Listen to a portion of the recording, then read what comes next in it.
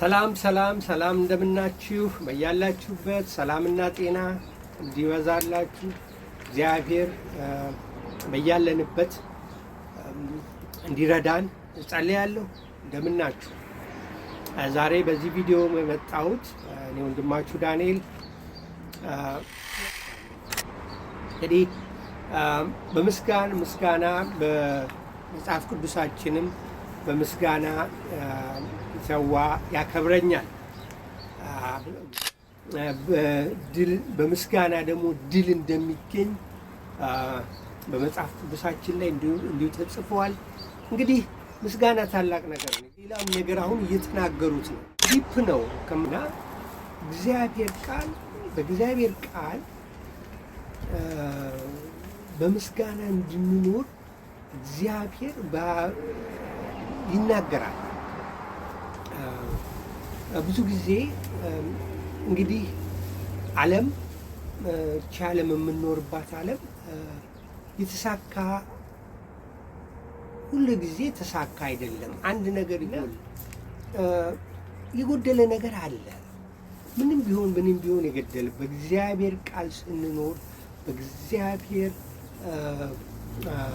ውስጥ ካልሆንን በስተቀር በዚህ በዓለማዊ ኑሮ ስናየው ምንም ነገር በዓለም ላይ አሁን ብዙ ነገሮች እየተፈጠሩ ጦርነት ድምፅ ይሰማል፣ አለመግባባት፣ በንግዱ ዓለም ደግሞ የተለየ አይነት እኔ እበልጣለሁ አንተ ትበልጣለህ የሚል አይነት ሰው ሊጎዳ የሚችል አይነት ፉክክር በተለያየ ነገር ይሳካል። አንዳንድ ነገሮች የምናስባቸውን ነገር ባይሆኑ እንኳን ለጤናችን ለአእምሯችን ሁልጊዜ የሚረዳን ነገር ግራቲቱድ ማለት ምንድነው? ምስጋና የተሰጠንን ነገር ስፔሲፊክ ማወቅ።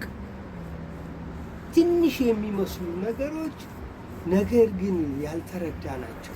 በቃ ትንሽ ናቸው እነሱ እንደ ግራንት ድሉታል። በቃ ምንም አሁን ለምሳሌ መተንፈሳችን እኛ ምንም ነገር አንቆጥሮ ያ መተንፈስ ሲያቅተንና አንድ የሆነ ችግር ሲፈጠርብን ነው በጣም ከባድ ነገር እንደሆነ የምናየው። ከእንቅልፋችን መነሳታችን ጠዋት ስንቶቻችን እናመሰግናለን?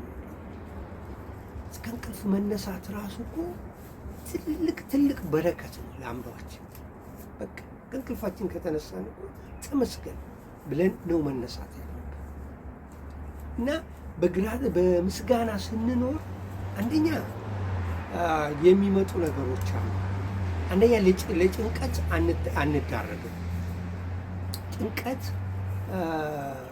የሚመጣው የሌለን ነገር ስናስብ ስንጨነቅ ነገ ምን ይሆናል፣ ምን ይመጣል፣ ወይ ከስራ ልባረር ነው ብለን እናስባለን፣ ወይ ደግሞ በገንዘብ ያለንን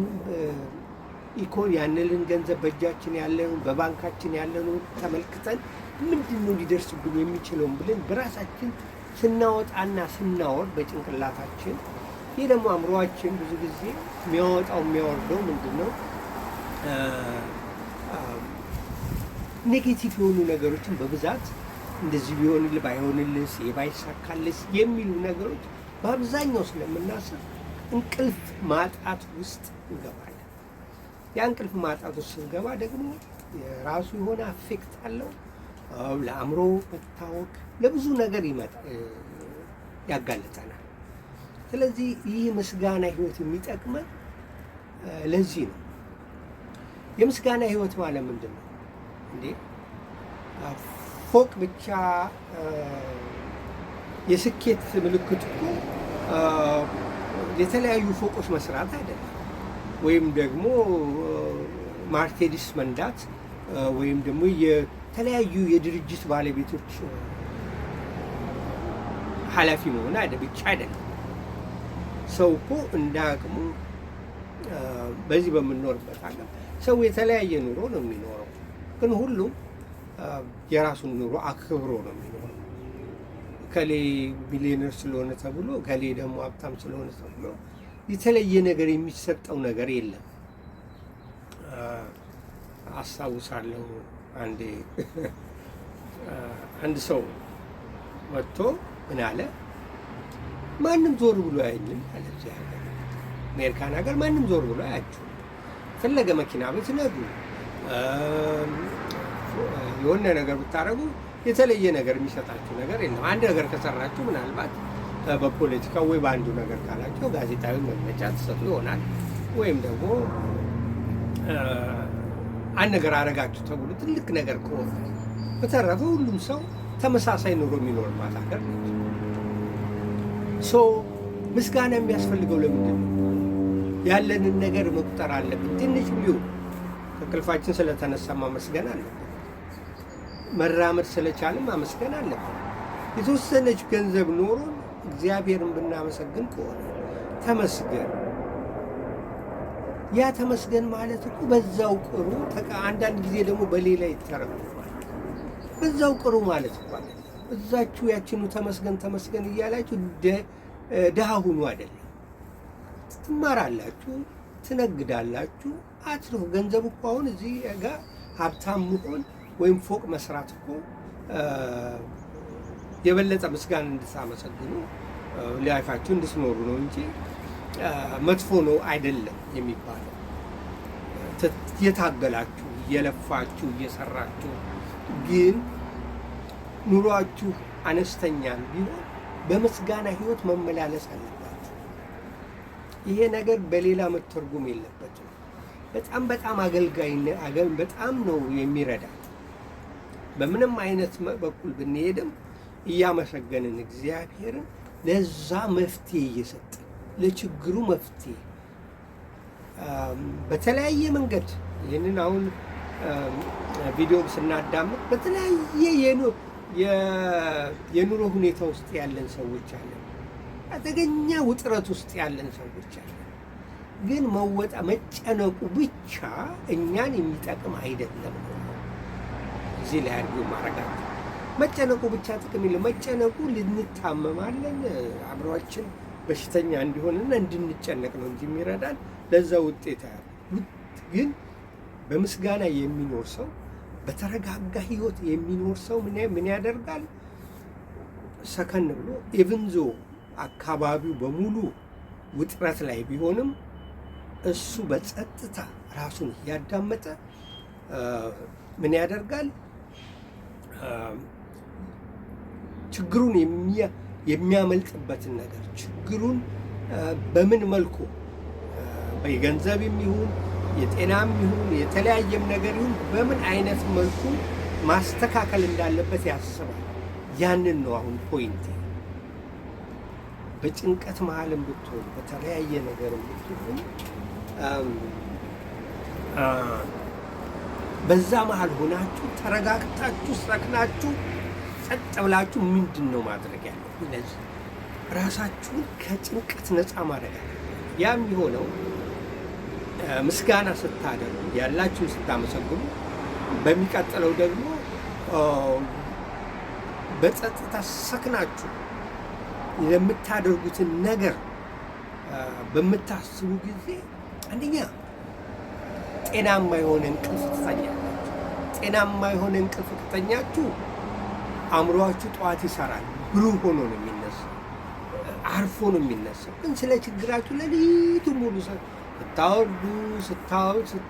ስታወርዱ ካደራችሁ ችግሩን ከቦታው ፈቀቅ አያደርገውም። እናንተ ላይ ግን በጤንነታችሁ ችግር ይፈጥራል እና ብዙ ሰው እየተጨናነቀ ብዙ ነገር ስላየው እና ውጤት ለማግኘት ለማድረግ ለዛ ነገር ምን ማድረግ አለብኝ? ብታመም ሐኪም ቤት መሄድ አለብኝ፣ እንዴትስ ማድረግ አለብኝ ብሎ በተለያየ መልኩ አሁን አንዳንድ ጊዜ ደስ ይለኛል እኔ በማህበራዊ ድረ ገጹንም መጠቀም ጥሩ ነው። እሱንም እዚህ ላይ ካርስቴ እንዳይወጣብኝ እንጂ እሱንም መጠቆም አለብን። ለመሰላችሁ ከእናንተ የተሻለ የሚያስረዳ ሰው ይኖራል። ቃላችሁን መግለጽ አለባችሁ፣ መውጣት አለባችሁ። ሻይ መሆን የለባችሁ፣ ማፈር የለባችሁ። ማንኛውንም ነገር ችግር እግዚአብሔር ይመስገን አሁን ዩቲዩብ አለ፣ ቲክታክ አለ፣ ወጥታችሁ መናገር አለባችሁ። ይሄ ሆኗል፣ ምንድን ነው ማድረግ ያለብን በዚህ ጉዳይ ላይ? ችግሬ ከዚህ ከእንዲህ አንጻር ከበሽታዬም ከምን አንጻር አሁን ብዙ እየተደረገ ነው በእውነት። ይህንን ደግሞ ይህንን ነገር በለጥሩ ነገር እንውሰደው። አንድ ድሮ የተደረገ ነገር ነው ይባላል። እኔ ከቤተሰብ ነው የሰማሁት። የድሮ ታሪክ ነው። ያው እንግዲህ እድሜያችንም ገፋ ስላለ እንዲህ አይነት ነገሮች መሀል ላይ ጣልቃ እናደርጋለን። ሰውየው ይታመማል። ታመምና ቆይ ሊጀምረው እንደገና ሰውየው በፈረስ እየሄደ ነው። በፈረስ እየሄደ አንድ ሰውዬ ይመጣና አሞኛል ይለዋል። በጣም ታምሜያለሁ ይለዋል። በጣም ስለታመም ፈረስ ላይ ወጥቼ መሄድ እፈልጋለሁ አለ። ታምሜያለሁ፣ አንተ ጤነኛ ስለሆንክ ወርደህ እባክህ ፈረስ ላይ አስቀምጠኝ አለ። ያ ሰውዬ አንተ ታመህ እኔ ደግሞ ጤነኛ ሆኜ በፈረስ አልሄድም ና ውጣ ይለውና ፈረሱ ላይ ተሸክሞ ያወጣውና ፈረሱ ላይ ያስቀምጠዋል ይባላል። ከታመምኩ ያለው ሰው ፈረሱን ጥሎ ይዞበት ላጥ አይል። እኔ ከሰውየው ከዛ ይዞበት ፈረሱ ከሄደው ይልቅ ይሄ ፈረሱ ባለቤት የተናገረው ያስገረመኝ። ስማ አለው፣ ይህንን ስህተት አታድርግ፣ መጥፎ ነገር አድርገሃል። ይህን ነገር ማድረግህ ሰዎች ለሰዎች እንዳይረዳዱ እያደረግክ ነው። ይህን ለሰው ሁሉ እናገራለሁ። ስለዚህ ሰዎችን እንዳይረዱ ታደርጋለህ ብሎ አለው ይባላል። ይህን ለማለት የፈለግኩት ምንድን ነው? አንደኛ በማህበራዊ ሚዲያው ሳትቸገሩ ወይም ደግሞ ምንም ነገር ሳይሆን ይህን ነገር እንዳታደርጉ። ለምን? ለሌላው ለታመመው፣ ለሌላው ለቸገረው ሰው እንቅፋት ትሆናላችሁ። ስለዚህ ይህንን ማለት ነው የምፈልገው። ባላችሁ ነገር ያላችሁን ነገር ቆጥራችሁ ትንሽም ትሁን አንድም ነገር ትሁን እግዚአብሔር ይጨምርባታል። በምስጋና ይሁን ድል ይገኛል ስለተባለ ያቺ የመጨረሻ ነገር የቀራት መጽሐፍ ቅዱስ ላይ እንትን ያለች ያቺም ነገር ብትሆን የመጨረሻችሁን እየበላችሁ ጤናችሁን ሳታውቁ ሳትጨናነቁ ብዙ ወደ መፍትሄው፣ አሁን አንድ አነጋገር አለ፣ ወደ ገደለው የሚባል ነገር ትክክል ነው። ወደ መፍትሄው መሄድ ነው እንጂ ያንን ነገር እያመሳሰላችሁ በጭንቅላቻችሁ እያወጣችሁ እያወረዳችሁ ጤናችሁን እንዳታውቁ መልእክቴ ነው። ዳንኤል ነኝ። ፒስ አውት ከቨርጂኒያ ባይ